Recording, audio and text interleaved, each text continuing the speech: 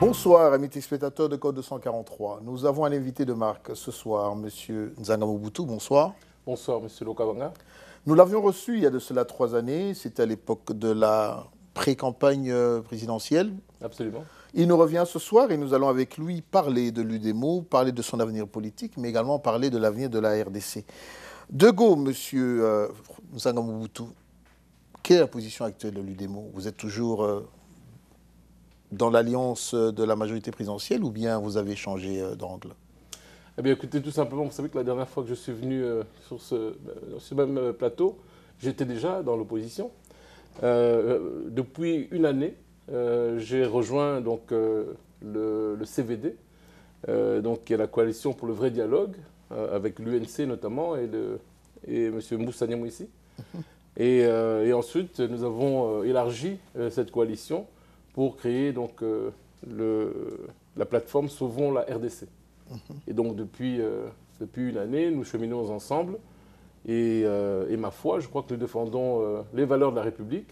Nous voulons défendre la Constitution, cette même Constitution qui veut être bafouée. Donc, ceci voudrait dire que vous avez officiellement, vous êtes aujourd'hui dans l'opposition, on peut compter avec vous. Absolument. Il y a eu pas très longtemps, des actions, nous allons revenir, des actions conjointes organisées par la coalition pour le vrai dialogue. Mais cependant, quelle est votre position par rapport à la Constitution? Eh bien, moi je vais juste vous rappeler qu'en 2005, j'ai fait campagne pour le oui, au moment du référendum constitutionnel. C'est-à-dire que je me suis engagé à soutenir cette Constitution. Dans l'ensemble, c'est un bon texte.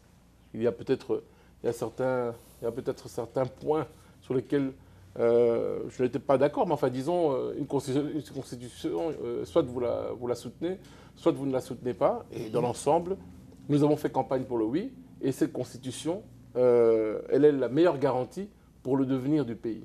Et elle garantit la sécurité pour chacun des Congolais. Mais depuis un certain temps, et on peut revenir d'ailleurs jusqu'à 2010 ou 2011, puisque c'est au moment de la campagne électorale ou de la pré-campagne électorale que la majorité de l'époque a cherché à modifier encore certains articles, notamment sur le mode de scrutin. Et c'est ce qui a permis d'éviter, comme ça avait été adopté, donc d'avoir un scrutin à 2 tours. On est passé du jour au lendemain à un scrutin à 1 tour, parce que pour des raisons que nous pouvons comprendre, le candidat de la majorité avait peur de perdre ses élections. Et donc aujourd'hui, ce qui nous pose problème, c'est que la Constitution, qui d'ailleurs en son article 220 prévoit donc un mandat une fois renouvelable pour le président de la République, eh bien ça ne suffit pas. On veut changer cela, alors que c'est un article qui était immuable.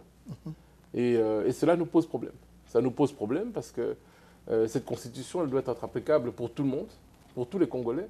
Et il ne s'agit pas, comme ça, d'un coup de tête, de pouvoir changer les choses. On ne peut pas imaginer le président américain se lever un matin en disant je vais me présenter, en l'occurrence, je vais me représenter en 2016. Non.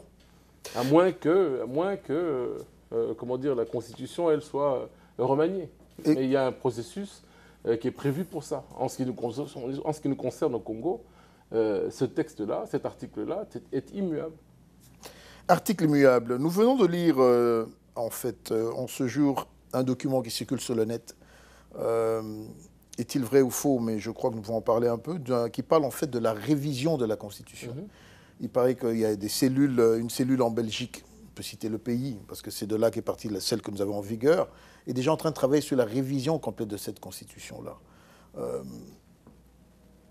Léon Kengo, président du Sénat, lundi, a fait une déclaration pour dire clairement qu'il ne voulait pas qu'il y ait de changement. Mardi, il a été suivi par la SENCO, disons les catholiques qui ont fait également une déclaration en ce sens. Mais croyez-vous que juridiquement, le pouvoir en place, par référendum, peut arriver à nous imposer une révision constitutionnelle? Mais comme je le disais, en fait, hein, je crois que ce que nous voulons faire respecter, c'est l'esprit et la lettre de la Constitution du 18 février 2006. Alors, bien entendu, dans toute Constitution, il est prévu des aménagements. La révision, elle est prévue. Une Constitution, elle évolue comme tout autre texte. Mais c'est l'esprit et la lettre qui sont maintenant mis à mal. Et comme je le disais, c'est un article qui est immuable. Et c'est cette même Assemblée nationale qui l'avait souhaité ainsi. Et nous l'avons tous accepté. Alors aujourd'hui, organiser un référendum, parce que bon, en l'occurrence, le référendum, c'est quoi? C'est un nouveau rendez-vous avec le peuple. Le peuple, exact. Mais revenir sur cette question-là, c'est d'abord de la mauvaise foi, un manque de culture politique criant. Et je dirais que c'est une atteinte à la morale, une atteinte à la sécurité de chacun d'entre nous.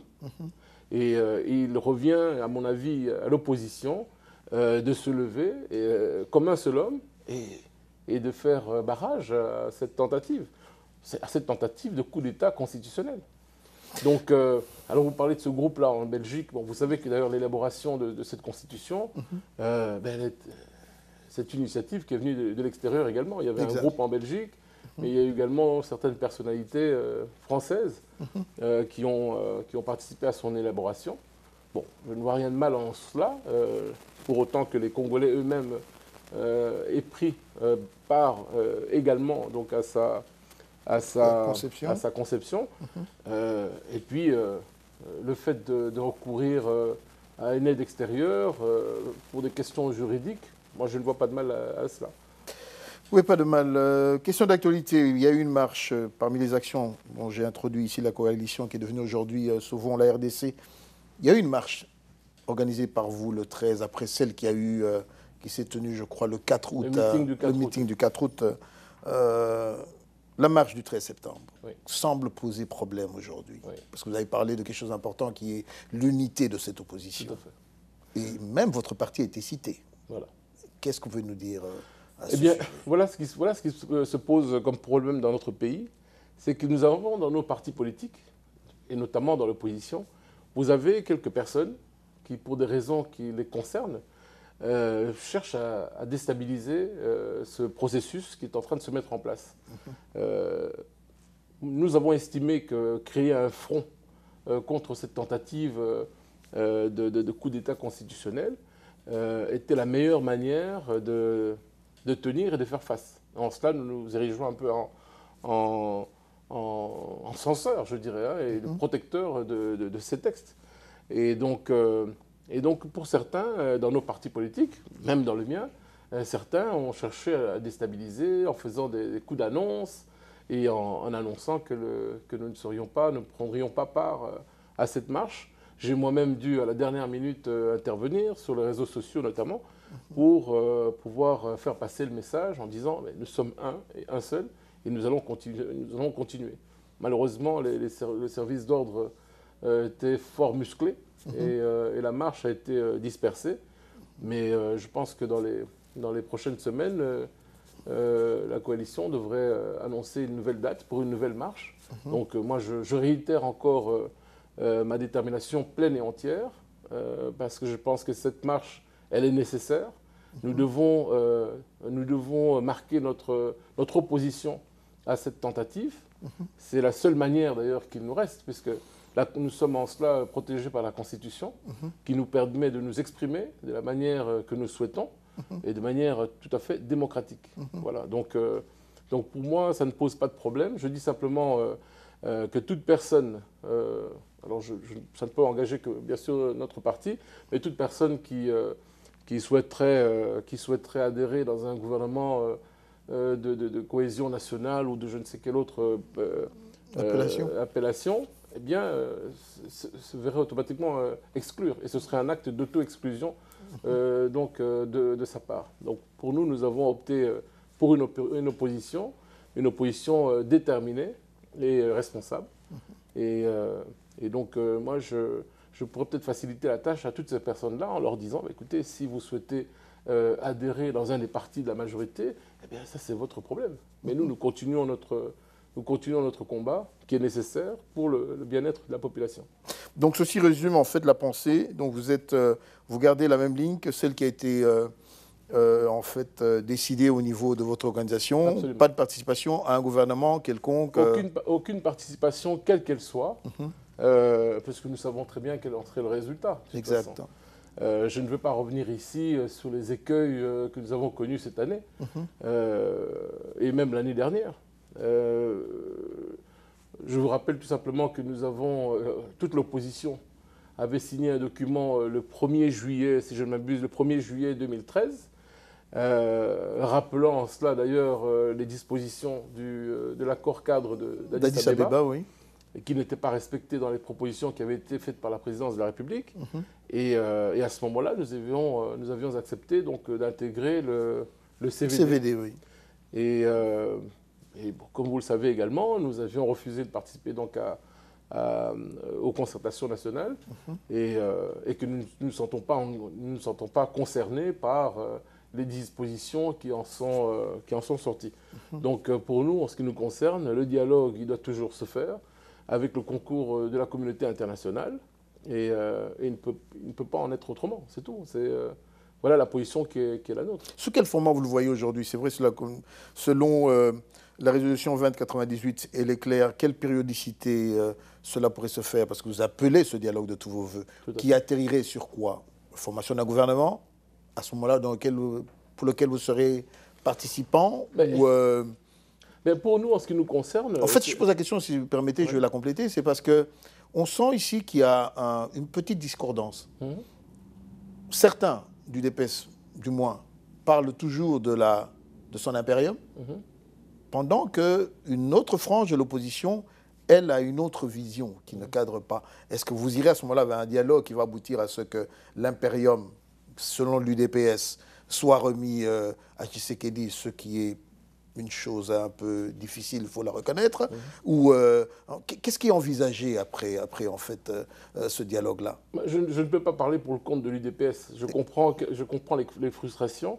Je rappelle que chacun d'entre nous, et moi-même d'ailleurs, je m'étais prononcé sur la question en disant que c'est M. Tshisekedi qui avait gagné les élections. Et ça reste mon point de vue de toute façon. Mais disons que les choses ayant évolué, et je pense qu'il y a eu une évolution également dans le chef de certains acteurs de l'UDPS et de l'opposition de manière générale. Pour nous, en ce qui nous concerne, il faut que le processus électoral se mette en place, parce que nos craintes principales, elles sont là. Il faut que le processus électoral se mette en place et surtout que les règles du jeu ne soient pas changées. Exact. Parce que c'est de cela qu'il s'agit. À l'occasion de la rentrée parlementaire, le président de l'Assemblée... il a évoqué également le changement de mode de scrutin pour les députés provinciaux. Donc voilà, on sent qu'il y a toujours cette manie de vouloir changer les règles du jeu pour des raisons qu'on imagine bien. Lorsque je vois ce qui se passe dans certaines provinces, je prendrai la province de l'Équateur, où je vois que depuis quelques années... à chaque fois que nous avons une élection qui est organisée, eh bien, c'est un candidat du pouvoir qui est élu ou qui arrive, oui. Alors même que vous savez que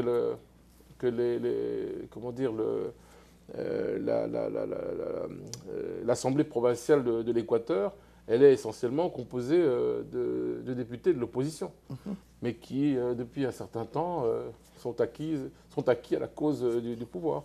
Donc ça, ce sont des choses qui sont quand même assez incroyables et ça constitue un danger pour la démocratie.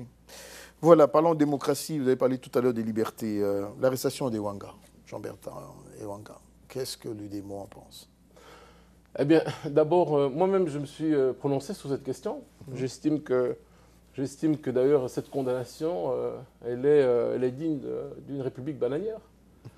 On ne peut pas comprendre qu'aujourd'hui, en 2014, on puisse arrêter un candidat ou un responsable de l'opposition au prétexte qu'il aurait manqué de respect au chef de l'État.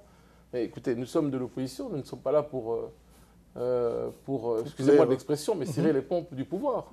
Donc, la question ne se pose même pas. Et je pense que c'est remettre même l'esprit comment dire, et la lettre de la Constitution et de la démocratie en général. Je trouve ça dangereux. Et ma foi, j'ai interpellé plusieurs députés, même de mon parti, en leur disant faites attention, ça peut arriver à n'importe qui, ça peut arriver à l'un d'entre vous. Et j'imagine qu'à ce moment-là, vous souhaiteriez le soutien de vos pairs. Exact. Et malheureusement, je n'ai pas ressenti cela, notamment à l'occasion de la rentrée parlementaire. Heureusement, d'ailleurs, certains députés de l'opposition ont agi de manière responsable. Mais je pense qu'il faut encore aller davantage. Je pense qu'il faut faire plus. Et il faut marquer le pas et utiliser tous les créneaux, tous les canaux possibles, diplomatiques, médiatiques, et profiter également des contacts extérieurs lors des déplacements. Je pense qu'il faut le faire. Chacun d'entre nous, nous le faisons. Et je crois que c'est de manière démocratique, c'est la seule voie qui nous reste. L'arrestation des Wanga, vous venez de le commenter, Coutinho a été libéré. Oui, il a été libéré. Bon, vous savez qu'il était, depuis déjà de nombreux mois, il était hospitalisé et que son état de santé était inquiétant. Alors, bon, est-ce que tout ça s'apparente à ce qu'on pourrait appeler, disons, l'hôpital qui se moquerait de la charité? Moi, c'est un petit peu l'idée que je me fais un peu de tout ça. Pourquoi est-ce qu'il faut choisir comme ça, de manière un peu comme on jouerait au ping-pong? Exact, oui. Non, c'est une question de principe. Soit vous estimez que c'est normal d'avoir encore des prisonniers politiques, ou alors vous avez une libération et puis vous agissez en bon prince. Voilà, moi je ne crois pas du tout à cette espèce de jeu de ping-pong. Tantôt c'est celui-ci, tantôt c'est cela. Non, ça ne colle pas avec l'esprit démocratique qui m'anime. Voilà. Et tout ça ne sont que des effets d'annonce, en fait, en réalité. Mais je me félicite de cette libération, si on peut l'appeler ainsi. Pour ceux qui nous rejoignent, nous recevons ce soir M. Nzanga Mobutu. Il était sur nos plateaux il y a 3 ans et avec lui, nous parlons de la situation politique en RDC. La révision des frontières.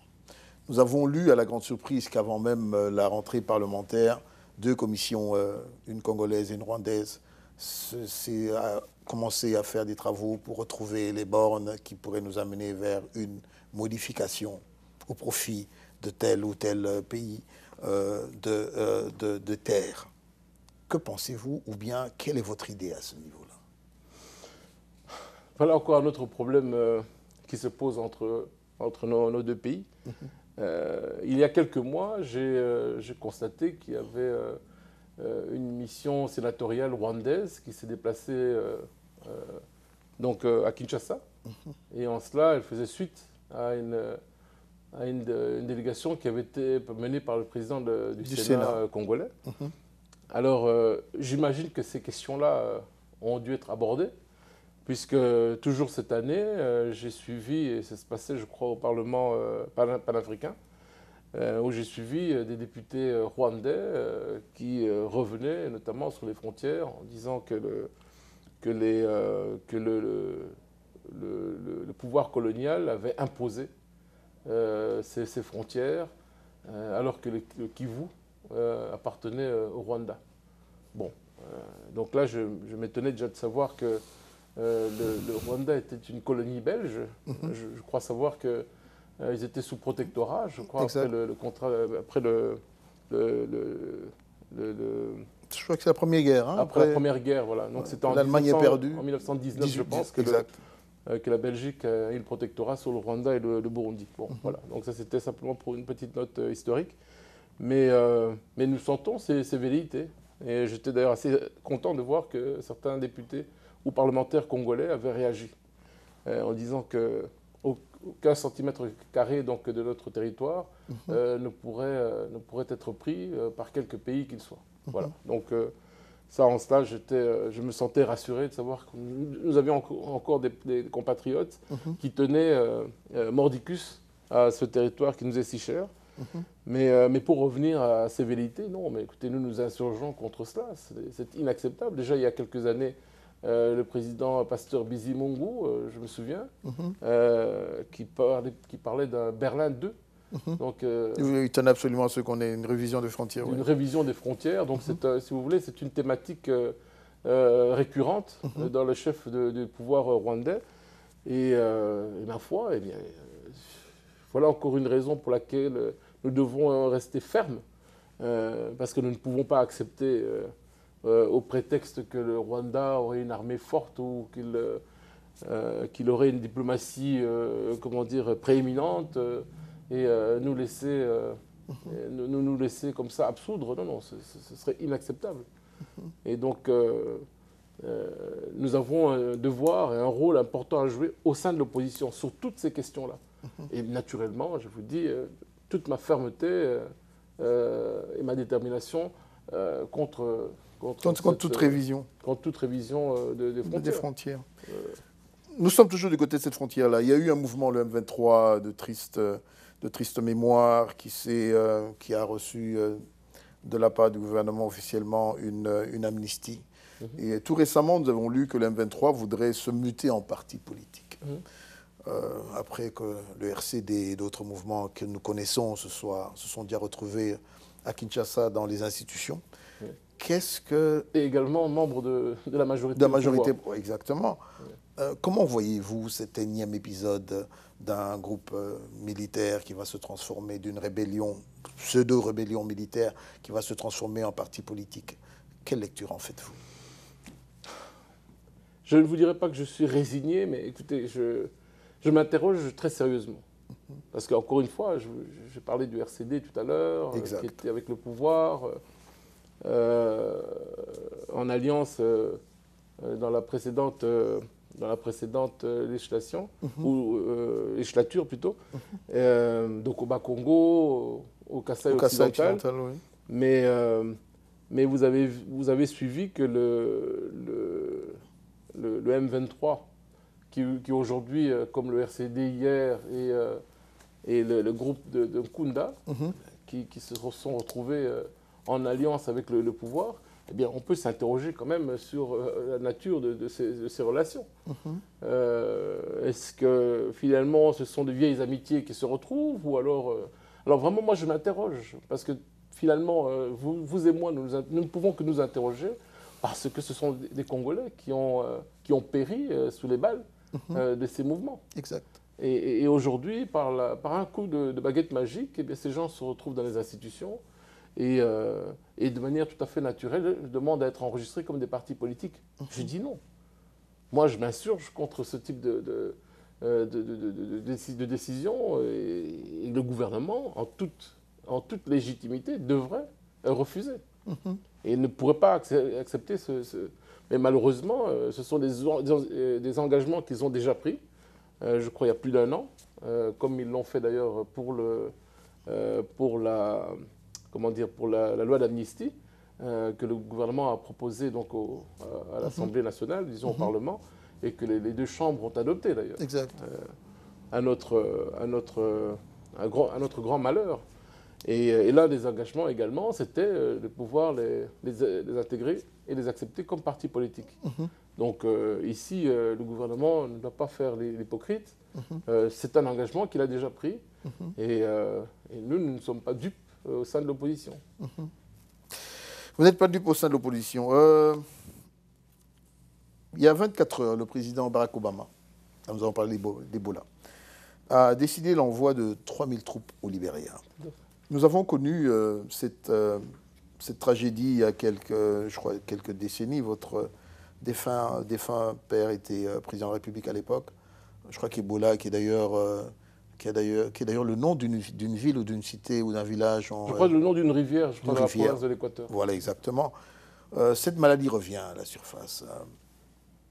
Vous l'avez peut-être vécu de l'intérieur. Pouvez-vous aujourd'hui donner votre avis sur la manière dont Ebola est géré aujourd'hui? Parce qu'à l'époque, je ne me souviens pas qu'un gouvernement européen ou autre se soit mobilisé pour envoyer des troupes, parce que le président Obama parle même d'une action globale. Et suivant les informations ce matin, l'ONU demande 1 milliard de dollars pour pouvoir contrer cette maladie. Au niveau de la RDC, sentez-vous qu'il y a et de l'Afrique aussi, sentez-vous qu'il y a une volonté politique d'arriver à contrôler cette maladie, ou bien... Parce qu'aujourd'hui, lorsque vous suivez l'actualité politique en RDC, c'est beaucoup plus les sujets sur la Constitution, c'est beaucoup plus les sujets politiques, ce fameux gouvernement que certains attendent pouvoir participer. Ebola semble ne pas être l'un des sujets brûlants de l'actualité. Qu'est-ce que vous avez à dire là-dessus? Ben, deux choses. La première, d'ailleurs, comme vous l'avez dit vous-même, ce qui est assez surprenant, c'est que sur des questions aussi importantes, cruciales, au niveau continental, ce ne sont que les leaders internationaux, les leaders au niveau de l'Occident que nous entendons. C'est vrai, certains chefs d'État de l'Afrique de l'Ouest sont intervenus.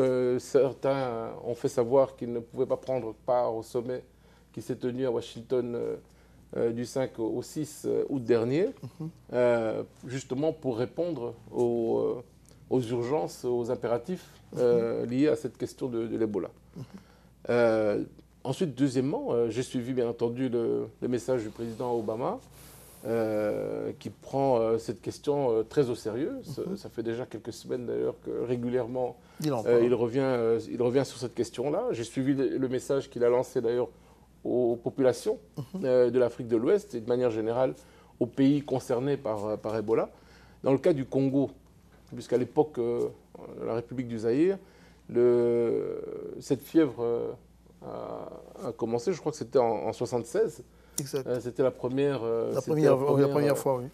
Première fois que nous entendions parler de cette maladie.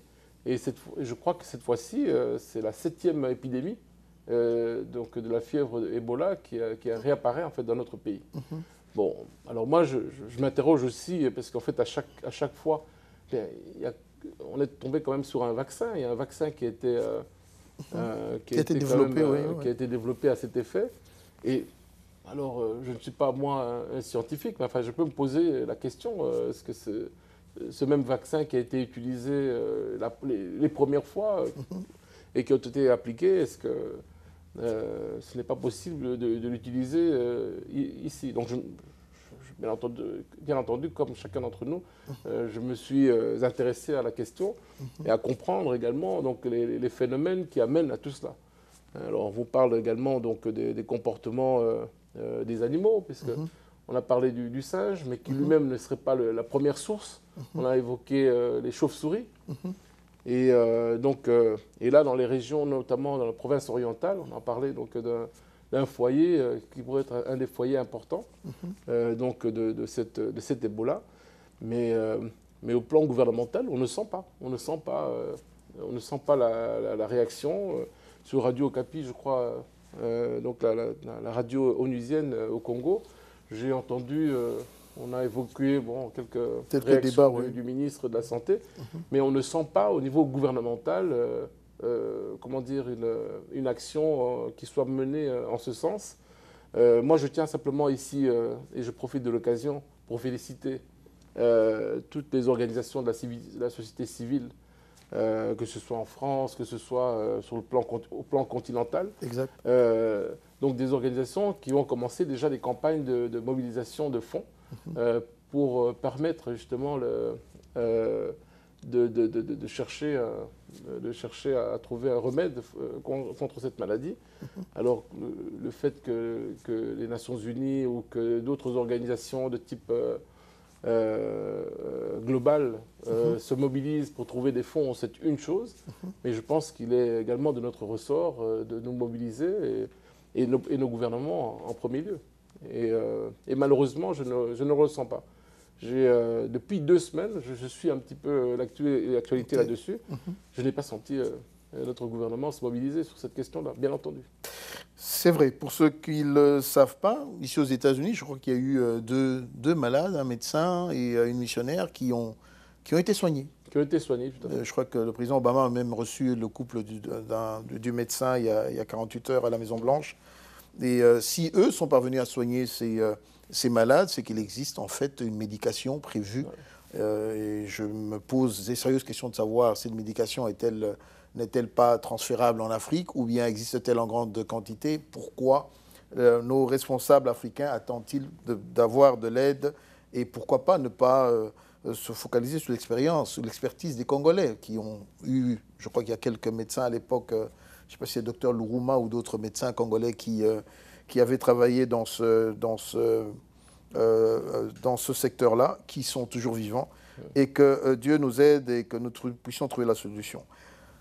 Je voulais juste ajouter une chose. Je vous en prie. Malheureusement, en Espagne, je crois qu'il s'agissait d'un prêtre espagnol qui malheureusement lui a succombé à la maladie. À la maladie. Mais je dirais de manière générale, c'est qu'ici aux États-Unis, c'est que, je ne sais pas si vous vous souvenez, le sérieux avec lequel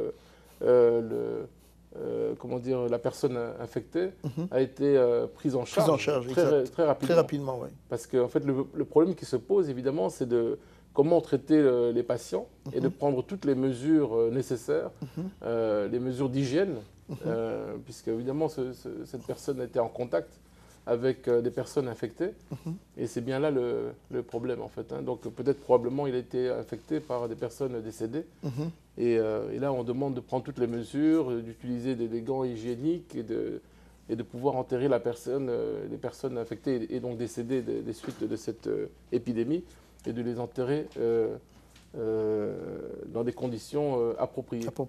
Et je pense que c'est ce qui a été fait ici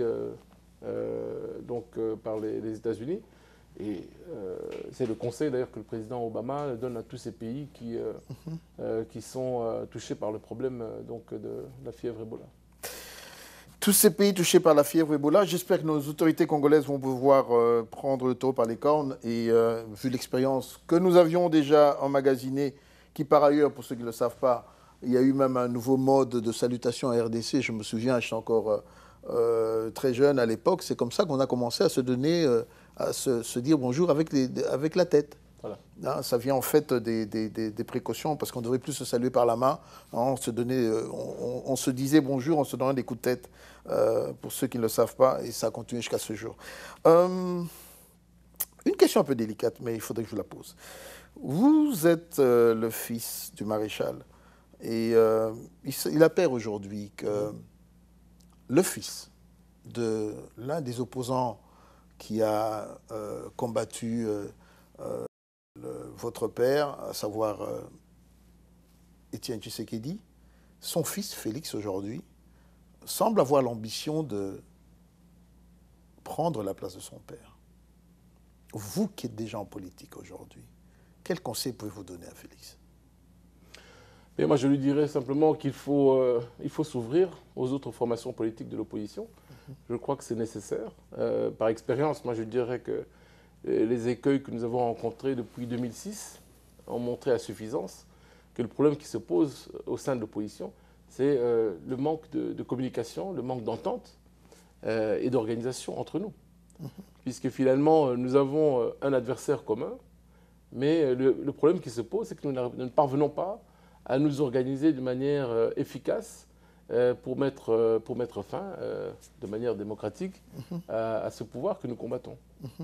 Et donc, c'est le conseil que je pourrais lui donner, en tout cas, c'est de pouvoir, compte tenu de la position de l'UDPS, de sa longévité en tant que parti politique, et de son expérience également, mais c'est vraiment de s'ouvrir aux autres formations politiques. Je suis content d'ailleurs de voir que nous cheminons ensemble avec l'UDPS.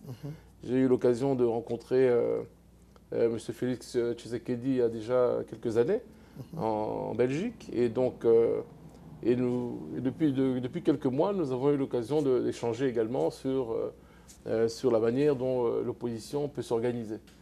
Et je crois, ma foi, que chacun dans nos partis respectifs, nous allons nous organiser pour que ce front commun puisse réellement être efficace et qu'il soit également une source d'attention pour les Congolais.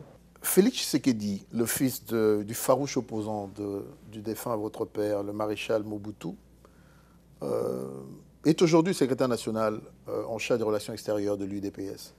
Mais il s'avère qu'il serait l'un des prétendants à la tête de l'UDPS. Vous êtes en politique depuis quelques années. Quel conseil pourriez-vous lui donner? Eh bien, je pourrais lui conseiller de s'ouvrir aux autres formations politiques. J'ai eu l'occasion de faire sa connaissance il y a quelques années en Belgique. Et depuis quelques mois, nous échangeons sur nos visions respectives, puisque nous cheminons ensemble aujourd'hui. Et ma foi, ce qui a posé problème au sein de l'opposition depuis quelques années, je dirais depuis 2006, c'est que nous ne sommes pas parvenus à mettre en place des stratégies communes, puisque nous avons un adversaire commun, mais nous ne sommes pas parvenus à nous organiser suffisamment que pour faire barrage. Quelles sont les raisons à votre avis? Et moi, je dirais la première raison, c'est que c'est peut-être des raisons qui ne sont pas cartésiennes. C'est que souvent, nous avons pour habitude de mettre de la passion là où il ne faut pas mettre de la passion. Parce que en politique, il faut savoir analyser ces questions-là à froid. Il ne s'agit pas de gérer, il s'agit pas ici de gérer des relations de personne à personne. Là, il s'agit de gérer le devenir de 70 millions d'habitants. Exact. Donc, il ne s'agit pas ici de mettre en avant son ego. Son ego, oui. Et souvent, c'est ce qui pose problème en politique, c'est qu'on met son ego en avant, on se sent insulté, on se sent... Oui, donc, et alors on cède comme ça vite à la passion. Et en ceci, moi, je m'inclus, hein, je ne vais pas jouer ici l'hypocrite, mais... Et donc ça, c'est à mon avis, il faut savoir intérioriser ces questions-là et puis être le plus honnête possible avec ses partenaires, c'est très important. La loyauté vis-à-vis des amis politiques, la loyauté vis-à-vis de l'électorat. Parce que lorsque nous nous engageons à faire quelque chose, eh bien, il faut aller jusqu'au bout. Donc voilà, pour moi, à mon avis, je crois que c'est le seul conseil que je pourrais lui donner, c'est vraiment de s'ouvrir aux autres formations politiques. Il a l'avantage d'être membre d'un parti de l'opposition qui est respecté de par sa longévité et en même temps de par la personnalité donc, de son fondateur. Co-fondateur, parce qu'il y en a eu 22. Oui, tout à fait. Enfin, disons, celui qui incarne l'UDPS, oui, tout à fait. Voilà. 2016. Vous avez été candidat en 2006, je rappelle à ceux qui nous suivent. Vous étiez arrivé en quatrième position. 2011, malheureusement, et paix à son âme, vous avez perdu votre jeune frère, alors que la campagne était en cours. Je sais que cela vous a... Personnellement, je m'étais posé la question de savoir s'il fallait le faire, mais je crois que vous avez un engagement vis-à-vis, comme vous l'avez dit, pas de sentiment vis-à-vis d'une certaine population. Vous avez quand même pris ce courage-là de faire ce travail. Vous avez eu les résultats que vous avez eus en 2016. Compte tenu des expériences que vous avez eues en 2006, nous allons plus revenir. Je sais que beaucoup d'entre vous vont se poser la question de savoir qu'est-ce qui s'est passé avec Jean-Pierre Bemba. Je vous invite à aller suivre notre première émission. Je crois que vous avez passé du temps, vous avez expliqué la situation avec votre beau-frère. Mais en 2006, il a bien évolué depuis lors. Merci, et j'espère qu'il va bien. Je pense qu'il va bien, oui, tout à fait. Voilà, il y a eu 2006, il y a eu 2011 avec cet électorat volé, mais quel conseil vous donnez-vous aujourd'hui pour que 2016 soit un acquis, soit mieux géré, mieux abordé, pour que, et surtout cette diaspora qui est là un peu perdue entre une révolution, mais comment la faire, entre un mouvement militaire ou se ranger derrière une opposition. Vous l'avez choisi, défini une opposition ici pacifique. Comment voyez-vous? Quelles étapes voyez-vous qui devraient conduire à ce qui est une structure, un homme, une coalition d'hommes pour que 2016 soit une victoire pour ce peuple? Eh bien, je pense que, et j'aimerais qu'on prenne date, parce que nous avons souvent la mémoire courte. Moi, je dirais que, compte tenu des expériences de 2006 et de 2011, c'est que nous devons réussir au sein de l'opposition, nous devons réussir à mettre en place un projet. Parce que c'est bien d'un projet qu'il s'agit. Il ne s'agit pas ici de mettre en... Ce n'est pas une guerre d'ego. Exact. Il faudra que nous puissions prendre sur nous-mêmes et de nous sentir capables de pousser un candidat pour l'élection présidentielle de 2016. Parce que si d'aventure nous n'en étions pas capables, je ne vois pas très bien comment nous irions comme ça à l'aventure et l'emporter. Parce que nous menons d'abord un combat donc pour cette question de la Constitution, telle que nous l'avons abordée en début d'émission, mais nous ne devons pas perdre à l'esprit que nous avons également un processus électoral qui devrait débuter en 2015 avec les élections locales. Bon. Et donc, nous avons ici une formidable occasion de nous mettre tous ensemble, puisque nous représentons des groupes forts et importants, avec des personnalités fortes. Mais nous avons ici l'occasion de démontrer que nous pouvons cheminer ensemble avec nos groupes politiques respectifs et montrer que une gestion commune au niveau électoral déjà et une gestion commune nous permettra demain de gérer l'ensemble de la nation et à tous les niveaux de manière efficace. Et donc c'est une occasion que nous devons ici saisir. Il ne faudrait pas que demain nous puissions nous regarder les uns et les autres en nous apostrophant, en disant voilà, tu as un ego surdimensionné et tout ça. Nous avons encore l'occasion. Nous sommes en 2014, nous sommes presque fin 2014. Eh bien, avant d'entamer ce processus électoral, eh bien, prenons à bout de bras ce projet, ce processus en main et cheminons ensemble. C'est de cette manière que j'ai pu échanger notamment avec Vital Kamerhe, avec Félix Tshisekedi et assez brièvement avec Moussa Nyamwisi. Et donc il faudrait que nous puissions continuer vraiment dans ce sens-là jusqu'à la victoire électorale, bien sûr. Pensez-vous que des primaires seraient crédibles, primaires de l'opposition? Parce que nous avons de l'autre côté également l'opposition dite, je crois, républicaine, avec le président du Sénat, que nous saluons, après sa brillante sortie de lundi. Croyez-vous que l'organisation d'une primaire pourrait faciliter les choses? Ben, écoutez, pourquoi pas? Mais enfin, il faudrait quand même en définir les contours. Parce qu'en 2011, en fait, je me souviens, nous avons d'ailleurs reçu ici le médiateur de l'opposition, M. Moulangala, qui avait essayé, parce qu'il y avait le groupe de Fatima et celui de... il y avait Fatima... Oui, l'hôtel... oui. Ça va nous revenir. Oui, le groupe Kengo. Voilà. Il y avait deux groupes et on essayait à l'époque de pouvoir mettre les deux ensemble. Finalement, ça n'a pas été le cas. Et on a connu ce qu'on a connu. Et beaucoup émettent cette idée-là, à laquelle nous souscrivons d'ailleurs ici à Code 243, de se dire qu'il faudrait peut-être aller à des primaires de l'opposition. Et que les candidats potentiels, que ce soit aussi ceux qui sont dans l'opposition, dans la diaspora, il y en a quelques-uns. Il y en a déjà 9 d'après le département d'État. Qui voudraient également y aller, de manière à ce que nous écoutions tout le monde, qu'il y a un programme, comme vous l'avez dit, que on se met autour d'un programme, et qu'on jauge également. Parce qu'on a l'impression aujourd'hui que la fonction politique, cette noblesse de cette fonction, on l'a perdue en RDC. Absolument. Et les gens n'évaluent pas, en fait, consciemment ou inconsciemment, ce que c'est qu'être un président de la République. Ça passe par une... Il y a des requirements, si je peux le dire en anglais. Il y a des prérequis qu'on devrait avoir, at least un parti politique, avoir un passé, une certaine expérience et un parti aussi établi. Ce n'est pas venir crier à la Zorro.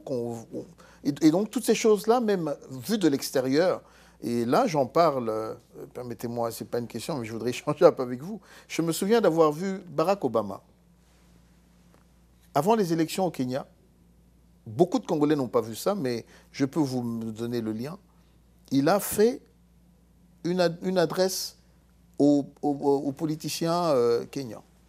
Pendant 15 minutes, il leur a demandé, et au peuple kényan, de se prendre en charge et de démontrer leur maturité. Ceci nous a mené à voir 2 débats présidentiels que j'ai personnellement suivis avec tous les candidats.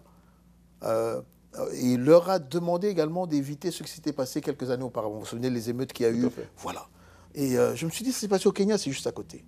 Pourquoi pas nous, Congolais, aujourd'hui? Car nous sommes une génération, tous les politiciens aujourd'hui ont quand même un certain niveau d'études, qu'on pense à aller à des primaires, qu'on écoute et que, comme vous l'avez dit, que l'ego ne soit pas surdimensionné, que ceux qui ont des ambitions démesurées comprennent que ce n'est pas le cas et que pour réussir, on a besoin d'un homme, de la crédibilité d'un homme qui sera, comment s'appelle, aussi appuyé par ses pairs qui auront accepté, malgré leur dimension également nationale, de se dire nous allons soutenir un tel. Souscrivez-vous à cela? Écoutez, absolument. Ce que vous décrivez ici correspond parfaitement à mon approche politique, ou à ma conception en tout cas de la politique. Mais vous constatez qu'au pays, revenons à 2006, au moment donc, du deuxième tour.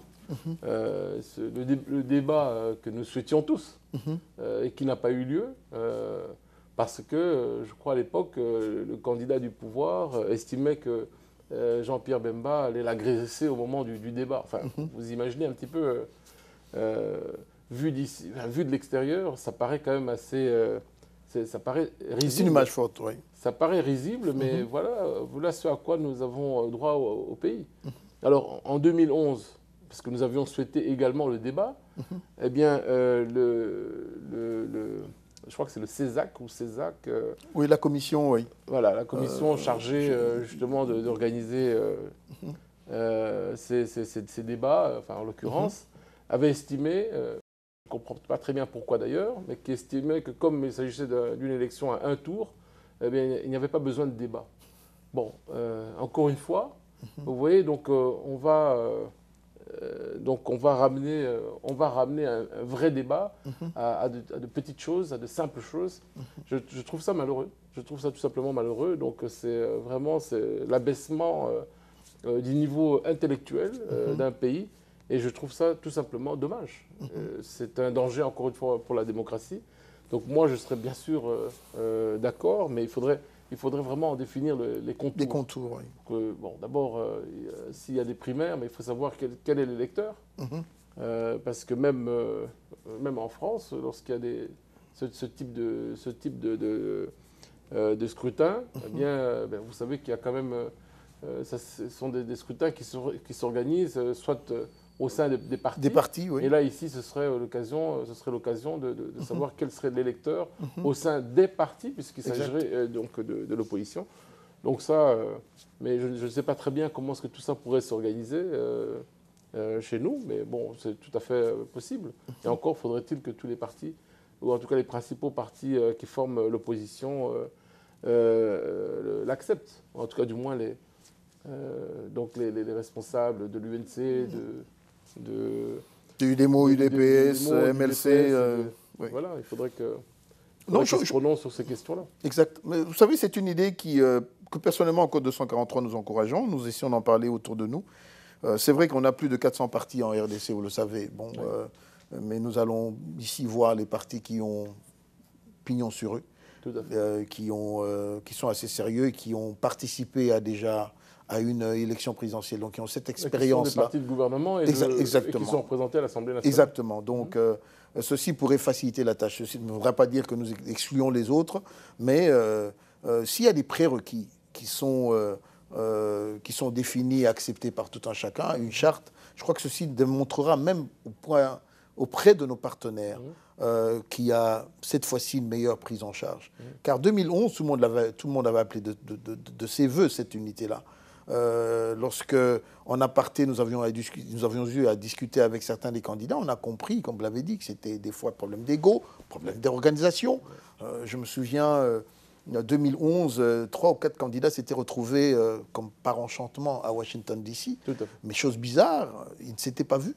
Ils ne s'étaient pas rencontrés parce que des documents avaient circulé et tout ça. Bref, pour une meilleure conscientisation et une meilleure réussite, je crois que nous allons, nous, Code 243, aider tous ceux qui vont amener une contribution et pousser à ce qu'il y ait l'établissement en fait, de ces primaires-là. Un autre sujet qui est brûlant, c'est le retour du maréchal. Vous savez, à chaque fois que je vous reçois sur mon plateau, tout le monde, ou que j'annonce cela, me dit, mais posez-lui la question. Qu'est-ce qu'il en est? Parce que l'année passée, on a entendu certaines actions, comme quoi le gouvernement voulait revenir. Mais quelle est la position aujourd'hui Eh bien, écoutez, je pense que je crois qu'il faut être très clair. Parce que je sais qu'il y a eu beaucoup de supputations en tout genre. Au niveau de la famille, c'est très simple. Nous estimons, nous, et je pense que c'est notre souci premier, c'est quelles sont les conditions pour un retour dans de bonnes conditions. Bon, nous estimons que le contexte ne s'y prête pas encore. Et en cela, d'ailleurs, la famille tient à remercier l'ensemble de la représentation nationale, puisque vous savez que, si je ne m'abuse, en décembre 2007, l'Assemblée nationale avait voté à l'unanimité une résolution qui demandait le rapatriement avec des funérailles nationales. Et donc la famille, bien sûr, remercie très sincèrement la représentation nationale pour ce geste qui est à l'initiative d'une députée du MLC. Et donc nous nous en félicitons. Mais nous avons également cette responsabilité-là de faire en sorte que ce rapatriement se fasse, mais dans de bonnes conditions. La famille ne va pas recevoir comme ça, soit à l'hôtel ou recevoir, parce qu'il y aura de grandes personnalités. J'ai eu l'occasion, je le dis très humblement, j'ai eu l'occasion d'en parler avec certains chefs d'État du continent qui se sont prononcés justement sur cette question, en disant qu'ils allaient également participer pour les frais du rapatriement et autres. Bon, ils considéraient que c'était un effort à fournir pour un aîné. Et en même temps, en tant qu'Africain, pour quand même honorer un défunt et une grande personnalité que fut le président Mobutu. Mais je crois que beaucoup sont d'accord pour dire que le contexte ne s'y prête pas encore. Il faut quand même savoir dans quel contexte nous évoluons dans notre pays. Et bien entendu, nous aimerions que sa dépouille soit respectée. Tout peut arriver dans ce pays. On a tout vu aussi. Donc, c'est vrai. Il faut savoir que même dans notre famille, nous savons qu'on ne respecte pas les dépouilles. Il suffit d'aller voir un peu ce qui s'est passé à Gbadolité. Donc je pense qu'une fois que tout ça aurait été mis en place, et puis il faut que la famille s'organise, parce que le moment où la dépouille, le jour où la dépouille arrivera, mais il faut que les structures d'accueil soient mises en place, et tout ça n'est pas encore possible aujourd'hui. Et si cela devait se faire, quelle a été sa volonté ou quelle est la volonté de la famille? Kinshasa ou bien Gbadolité? Mais sa volonté a toujours été la même, c'est qu'il repose auprès des siens à Gbadolité. Okay. Ça a toujours été sa volonté. Et c'est ce qu'il a toujours souhaité pour tous les membres de famille lorsqu'il décédait, c'est d'être inhumé à Gbadolité afin que les familles puissent les protéger et être la mémoire vivante. Exact. Voilà, nous allons bientôt atterrir et toucher à la fin pour cette diaspora qui vous suit, qui suit l'actualité, souvent avec beaucoup de passion, je comprends, de frustration aussi. Qu'est-ce que vous pouvez leur dire? À ceux qui vous n'avez pas compris en 2006, je leur ramène à l'émission que nous avions eue, à moins que vous vouliez rajouter certaines choses ici, à ceux qui vont vous découvrir et à ceux qui vous connaissent déjà. Quel message avez-vous pour eux et pour ce peuple congolais? Bien, écoutez, moi je pense que la diaspora a un rôle important à jouer, un très grand rôle à jouer. Il faut savoir que la diaspora, elle est diverse. D'abord parce que la diaspora, elle n'est pas seulement en Amérique, elle est en Europe, elle est en Afrique, elle est en Asie. Mais de manière générale, elle a les mêmes types de réflexes. Puisque au niveau de la diaspora, chacun contribue par les envois, d'argent, les envois d'argent, auprès des familles, contribue aux frais scolaires, aux frais d'hospitalisation, et de manière générale contribue à l'effort économique pour le pays. Le gouvernement ne peut pas ne pas constater ça. Mais maintenant, ce qu'il faut savoir, c'est que en soutenant la famille, en envoyant cet argent. Il faut savoir que l'État, à travers les taxes qu'elle perçoit auprès de ses agences, eh bien l'État perçoit une partie non négligeable de cet argent, qui se chiffre en milliards. En milliards. Et donc, l'État peut, et je crois dans le cas de notre gouvernement, c'est que, pas qu'il peut, je pense que, et il le fait consciemment, c'est qu'il constate qu'en contribuant à l'aide sociale auprès des Congolais, eh bien c'est une partie justement de ces actions sociales qu'elle délaisse. Parce que elle se dit, le gouvernement plutôt se dit, eh bien la diaspora contribue déjà, et donc c'est une partie donc, de l'aide sociale dont nous ne devons pas nous occuper. Donc il faut que la diaspora en soit consciente. Il faut qu'elle en soit consciente. Pourquoi? D'abord, parce qu'on lui dénie, comment dire, la nationalité, alors que pendant que vous contribuez à l'effort national, on vous refuse le droit de vote, on vous refuse la reconnaissance en termes de nationalité, et je pense que c'est déjà suffisamment une offense en cela. Et donc il faut que la diaspora s'organise également pour que le droit de vote qu'on doit lui reconnaître, la double nationalité que nous devons lui reconnaître, eh bien, soit une réalité dans notre pays. Et je pense que c'est un des objectifs que nous devons atteindre également, c'est que, à l'instar des autres pays africains, parce qu'il ne faut pas parler des Américains ou des Européens seulement, d'autres pays africains, les Sénégalais, les Ivoiriens, ils votent dans leurs ambassades à l'extérieur. Donc je ne vois pas très bien quel serait le problème. Est-ce qu'il est de nature technique? De quelle nature serait-il? Non, il faut permettre aux Congolais, où qu'ils soient, de pouvoir voter. Et moi, je pense que la double nationalité doit être une réalité pour les Congolais vivant à l'extérieur. Ils se retrouvent à l'extérieur, bénéficient davantage à l'extérieur, étudient, travaillent peut-être dans de meilleures conditions, mais on ne doit pas leur retirer ce qui constitue l'essentiel d'eux-mêmes. Ils sont Congolais et donc il faut leur reconnaître cela. Ils sont Congolais, il faudrait le reconnaître. Voilà, mesdames et messieurs, qui avaient suivi ce programme de Code 243. C'était pour nous un honneur et une reconnaissance que de recevoir ce soir M. Nzanga Mobutu. Vous l'avez entendu sur ses positions, sur la position du parti qui dirige l'UDEMO et sur le futur concernant les échéances électorales de 2016.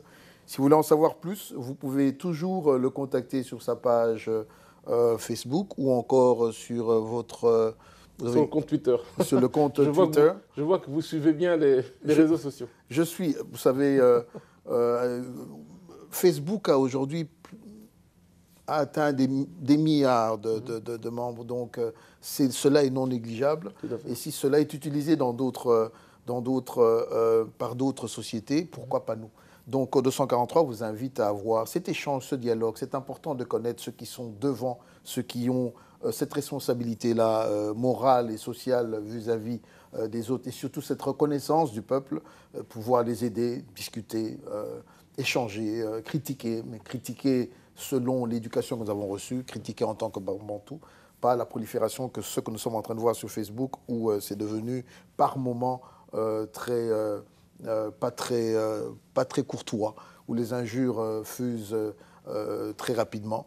Ce n'est pas cela que nous préconisons. Code 243, nous sommes là pour vous aider à les découvrir, les redécouvrir ou encore converser avec eux. Voilà, c'était encore une fois ce Code 243, nulle part ailleurs. Bonsoir chez vous. Merci. Bonsoir.